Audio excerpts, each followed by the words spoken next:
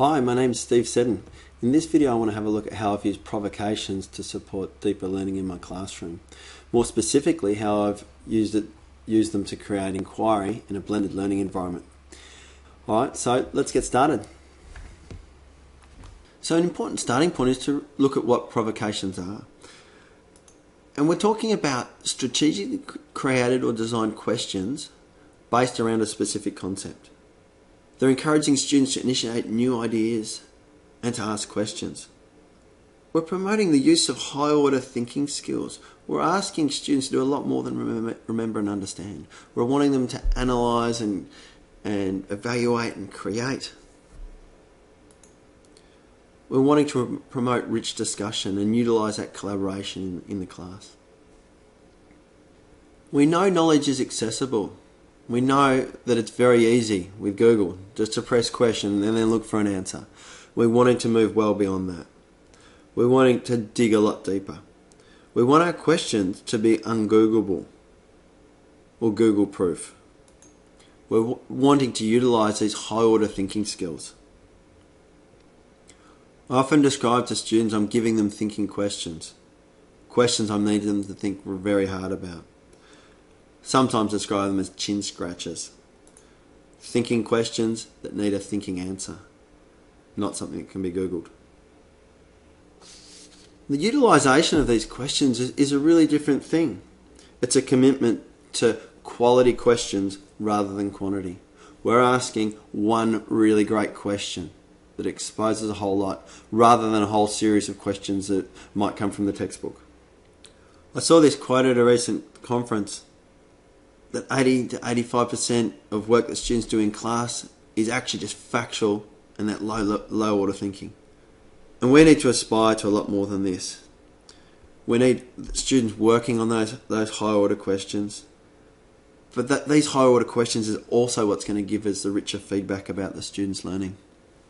We need this to sit in our blended learning environment. And for me, in my flipped learning classrooms, I want to have videos and resources that are accessible as a repository. I want to have things that are responsive. And I want to have ones that are questions. And that's what we're talking about today. We want to really have a look at those provocations or those questions that we put into the virtual space for the students. These provocations are all about engaging students. Common view of inquiry is just to follow student interest. But I'd like to think it more about creating student interest based around a concept and structuring the engagement. We call that structured or guided inquiry and using our provocations to do that. A real difference between an open inquiry model. So here's a few snippets out of some of the media that we've used to create these provocations with the students. And I think they'll highlight just the idea that we're using some online media to stimulate that engagement inquiry before that provoking question. Okay, welcome to the lab today. Today we're going to have a look at our spinning snake. So here we go, that's our convection current and we can see our spin. Where are the changes of energy happening? It does have the ability to be stretched continuously. So our question today, do you think it's a solid or a liquid? And we'd like you to justify your answer. Okay guys, I've got an experiment set up here and this is a result of a good question we had in class the other day, and it was, what happens in photosynthesis if the plant gets all the light it needs, all the carbon dioxide it needs and all the water it needs? And what do you think the limiting factors of photosynthesis are going to be? These organisms moving through here, remember they're moving with their flagella. On the eye spot end, it's dragging them along, and you can see that spirally sort of movement by a few there.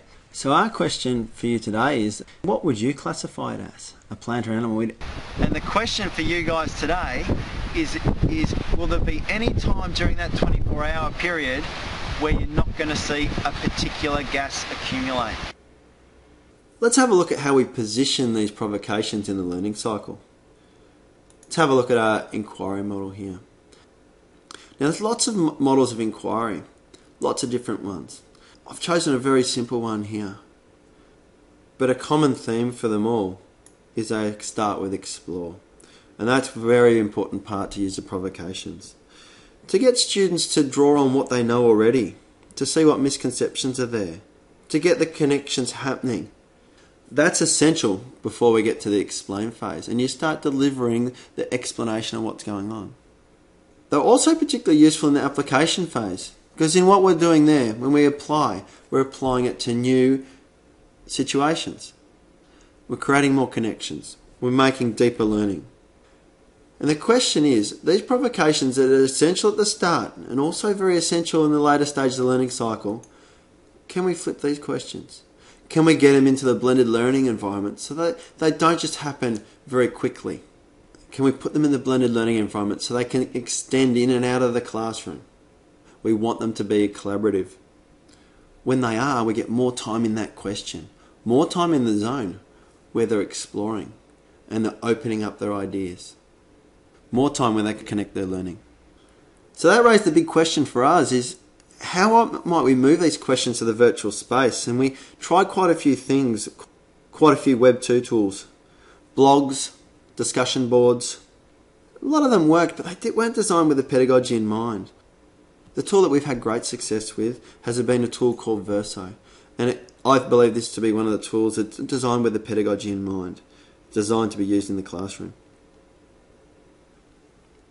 Meanwhile, if you use provocations in your class, and you have any great ideas or framework about how to create them or use them, I'd love to hear and get some feedback. It's an area I really want to develop in my classroom.